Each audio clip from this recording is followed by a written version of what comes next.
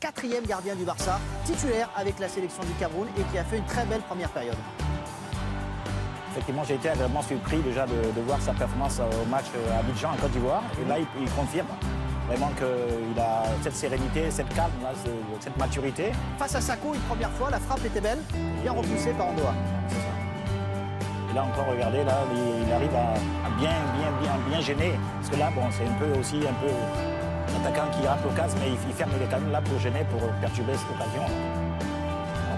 Par rapport à vraiment, pour moi, c'est la révélation pour le moment de la défense du Cameroun. On va le retrouver encore une fois, ce jeune Ondoa. C'est l'un des choix forts de Volker Finke qui a choisi de rajeunir l'équipe du Cameroun, évidemment, après la retraite de Samuel Eto'o notamment.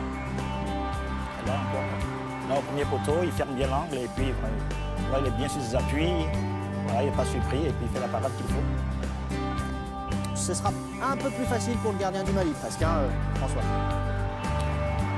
Je n'ai pas dit la déception pour le moment, c'est l'attaque du Cameroun parce que bon, vraiment c'est une équipe qui a fait un bon parcours dans les phases éliminatoires.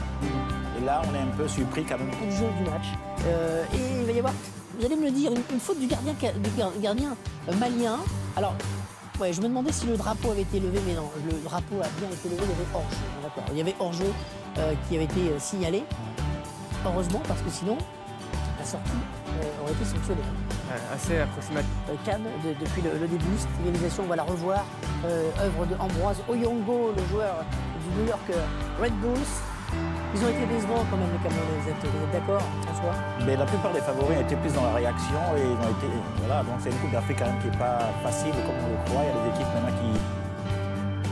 Cameroun aujourd'hui est un peu déçu par rapport à l'espoir qu'on attendait. Les qui ont ouvert le score n'ont pas pu remporter la victoire derrière. Sambou Yatabaré, l'attaquant de l'en avant de Guingamp, qui se retrouve absolument seul au second poteau. Ça, c'est quand même incroyable de voir qu'il arrive. On le voit dès le départ qu'il va se décaler justement au second poteau. Personne ne le suit. Regardez son appel de balle, il est tranquille, il a le temps même de contrôler. Hein. C'est toujours rageant pour une défense, même pour un entraîneur, de se dire que l'attaquant a le temps de tranquillement de contrôler de la poitrine. Alors après, le geste est très bon puisqu'il se couche sur son ballon. Et c'est vrai que c'est une grosse erreur de marquage de la part des Camerounais. Il a été malin, hein, Sambou Yatabaré. Il a vu sur ce coup franc frappé par Keita la masse de joueurs. Il fait son appel en reculant tranquillement. Il s'écarte du groupe, tout simplement. Il sort des champs des visions, parce que souvent, généralement, les problèmes des footballeurs, même je vais dire même que ce soit dans tous les pays, quand le ballon est à l'opposé, ils ont souvent tendance à regarder le ballon et à perdre de vue le danger, à souvent lire une lecture du jeu. Tout à fait valable. Enfin, il est bel et bien hors-jeu au départ du ballon. Il n'y a pas d'ambiguïté là-dessus. Il est hors-jeu. Et pourtant, heureusement, parce qu'il y avait une erreur du gardien qui était très très bon pour le Cameroun sur cette prise de balle.